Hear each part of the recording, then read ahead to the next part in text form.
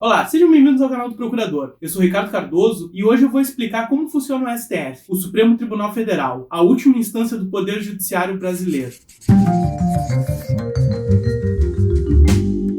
O que é o Supremo Tribunal Federal? O Supremo Tribunal Federal, ele é o nosso tribunal de última instância e ele também é uma corte constitucional. O que quer dizer essas duas coisas? Um processo, quando ele origina lá no primeiro grau, na cidade, depois passa por um tribunal, vai para um tribunal superior, ele pode chegar, no máximo, até o Supremo Tribunal Federal. Exige alguns requisitos para te chegar até o Supremo Tribunal Federal, nós vamos comentar um pouco mais adiante. Do ponto de vista de corte constitucional, o Supremo Tribunal Federal, ele vai dizer quais normas se adequam ou não se adequam à nossa Constituição. Então, existe uma lei do governo de São Paulo que conflita com a Constituição, o Supremo Tribunal Federal vai ser quem vai dizer se essa lei é constitucional e se adequa à Constituição ou essa lei não é constitucional, não se adequa à Constituição e tem que ser retirada do nosso mundo jurídico. Hoje se comenta muito que o Supremo tem superpoderes, que ele intervém em políticas públicas de diversos órgãos, e isso decorre da nossa Constituição. A nossa Constituição diz no artigo 5º, inciso 35, que o Poder Judiciário sempre analisará lesão ou ameaça à lesão a direito,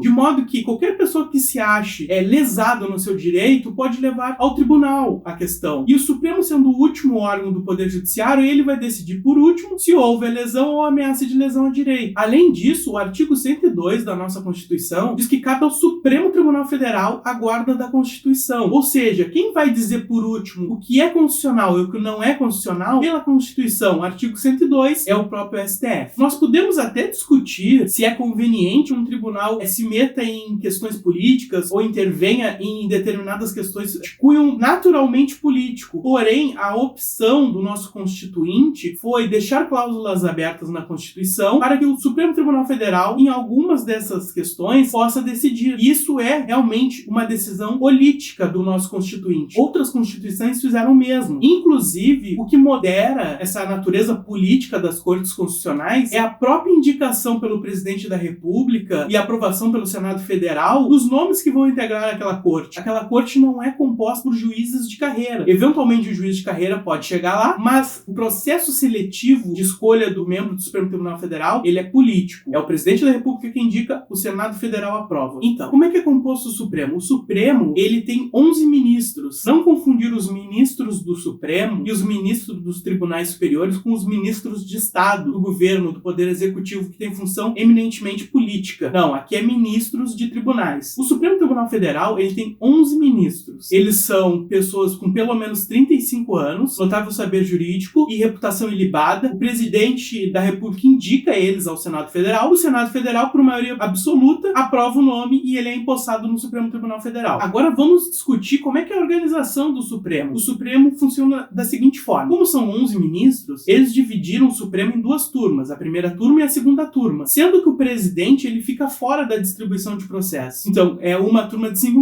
ministros, outra turma de 5 ministros e o presidente do Supremo Tribunal Federal. Hoje, o atual presidente do Supremo Tribunal Federal é o Dias Toffoli, vai suceder ele o ministro Luiz Fux. Como é que funciona a presidência do Supremo Tribunal Federal? A presidência do Supremo Tribunal Federal, ela é ocupada pelo ministro mais antigo da corte que ainda não foi presidente. E como é que a gente sabe que o ministro ele é o mais antigo da corte? Os ministros mais antigos da corte sentam mais perto do presidente e o ministro mais novo da corte senta mais longe do presidente. Ou seja, quem já não viu aquelas sessões do Supremo Tribunal Federal, que é aquela mesa como se fosse um U, o presidente fica na cabeceira do U e os ministros mais novos lá na ponta desse U, né? Que é o design ali do Supremo Tribunal Federal. E aí, como funcionam os julgamentos no Supremo Tribunal Federal? Entrou um recurso no Supremo Tribunal Federal, ele vai para distribuição. Na distribuição, ele sorteia aleatoriamente um ministro, e o ministro, ele se chama relator, porque ele vai relatar o caso. Ele vai relatar o caso, vai dar o seu voto, e aí vai submeter aos demais ministros o seu voto para aprovação ou não. Votam primeiro os ministros mais novos e ficam, por último, o ministro mais velho, que a gente chama de ministro decano. E o que o Supremo julga? O Supremo julga muitas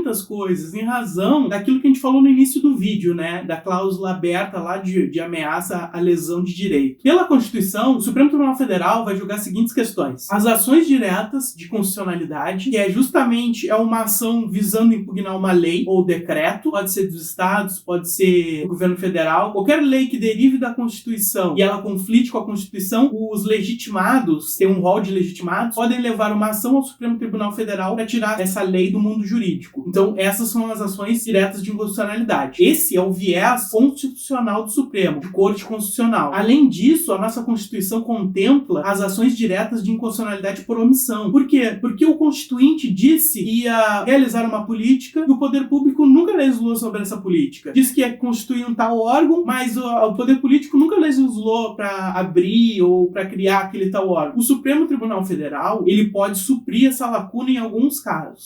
Desde 88 tem sido muito conservador o Supremo Tribunal Federal em produzir fechamento dessas lacunas. O Supremo Tribunal Federal, julgando esses casos de omissões, ele pode até, de certa forma, suprir lacuna de modo até legislar. Então, vou dar um exemplo. O servidor público ele não tem ainda uma previsão de aposentadoria especial por trabalhar com agentes nocivos. Isso a gente sabe que os trabalhadores da iniciativa privada têm há bastante tempo. Legislações da década de 60, 70, 80, enfim. Os servidores públicos não tinham. Na Constituição, ficou essa lacuna para o Poder Legislativo atuar. Eles não atuaram e o Supremo Tribunal Federal, o que ele fez? Ele, para preencher essa lacuna, ele julgou que, enquanto não há uma lei específica para servidores públicos, vai se usar a lei dos trabalhadores da iniciativa privada. Então, ele supriu essa lacuna legislativa para não deixar acontecer a lesão ou a ameaça de lesão à direita. Então, de certa forma, o Supremo ele tem autorizações em alguns casos que a Constituição permite de suprir a lacuna, de certa forma, sendo legislador positivo, que a gente diz. Porque, no jargão do direito, a gente fala que o Supremo, a vocação do Supremo é de ser legislador negativo. O que é um legislador negativo? É quando existe uma lei e ele tira a lei do ordenamento jurídico. Essa é a principal função de uma corte constitucional, é ser legislador negativo. Em alguns casos, como eu expliquei, pode ser que ele atue como legislador positivo, mas tem que ter autorização na Constituição. E é interessante que a Constituição prevê para as ações diretas de constitucionalidade o efeito vinculante e erga omnes. O que isso quer dizer? Quer dizer que depois que o Supremo julgou a inconstitucionalidade da lei, ela vincula os particulares, ela vincula o poder executivo, ela vincula todo o poder judiciário, mas ela não vincula o poder legislativo. O poder legislativo pode voltar a criar novas normas, porque na verdade essa é a função do poder legislativo, é criar, produzir, e o Supremo Tribunal, ele pode vincular todos os poderes, inclusive os cidadãos privados, a essa decisão de constitucionalidade, mas ele não vincula naturalmente o poder legislativo. O Supremo Tribunal Federal, ele também faz o julgamento das pessoas com o chamado foro privilegiado, mas o foro privilegiado de alta cúpula, ou seja, o presidente da República, o vice-presidente da República, os deputados federais, os senadores, esses membros dos poderes são julgados no Supremo Tribunal Federal. O Supremo investiga e julga essas pessoas. Claro que agora tem uma jurisprudência recente que fala que se não estiver ligado ao mandato, fica por primeiro grau. Mas enfim, na Constituição diz que eles vão julgar esses agentes políticos máximos da nação. Como é que começa, por exemplo, uma ação penal contra um deputado? A Polícia Federal ou a Procuradoria-Geral da República submete ao Supremo uma abertura de investigação, o Supremo autoriza, eles começam a investigação, lá na frente se verificado que tem documentos e embasamento para uma eventual denúncia, né, desse agente político, eles denunciam no Supremo, pode ser acolhido ou não, e aí dá início ao processo. Além desses agentes políticos máximos, também são julgados no Supremo Tribunal os chefes das Forças Armadas, os membros dos tribunais superiores, os membros dos tribunais de contas e os chefes de missão diplomática de caráter permanente. A Constituição também prevê foro privilegiado para essas pessoas no Supremo Tribunal Federal. Como o Brasil também é uma federação, isto é, tem a União, tem estados e municípios e cada um deles é um ente, o Supremo também tem a função de zelar pela federação. Por isso que quando existe conflito entre os entes federativos, é solucionado no Supremo Tribunal Federal também. Outra função do Supremo é quando há litígios de órgãos internacionais com algum dos entes federativos no Brasil, também fica lá no Supremo Tribunal Federal o julgamento dessas questões. Tem mais duas atribuições originárias também do Supremo Tribunal Federal que são interessantes de comentar. A primeira diz respeito ao eventual direito que sejam discutidos e todos os membros da magistratura sejam interessados. Então existe uma discussão jurídica que todos os juízes, eles são interessados nessa questão. Não pode ir para nenhum juiz além do Supremo Tribunal. Ele é responsável pelo julgamento dessas questões que envolvem todos os magistrados. Outra questão bastante importante e é a manchete de televisão é o habeas corpus em face de membros de tribunais superiores, como por exemplo o Superior Tribunal de Justiça. Por isso que vários casos penais chegam no Supremo, por causa dessa previsão de que o Supremo vai julgar habeas corpus de decisão decisão de membros de tribunais superiores. Tem um caso na Constituição que ele é muito interessante para quem estuda direito e poucas pessoas sabem. O Supremo Tribunal Federal, ele é corte de segundo grau em crimes políticos. O que é isso? Determinada pessoa comete um crime previsto na Lei de Segurança Nacional. Ele é denunciado no primeiro grau, mas o recurso não vai para o Tribunal de segundo grau nem para um Tribunal de terceiro grau. Vai direto para o Supremo Tribunal Federal. Então tu é processado no primeiro grau e recorre direto para o Supremo Tribunal Federal. Isso só é para os casos dos crimes políticos previstos na Lei de Segurança Nacional. E hoje em dia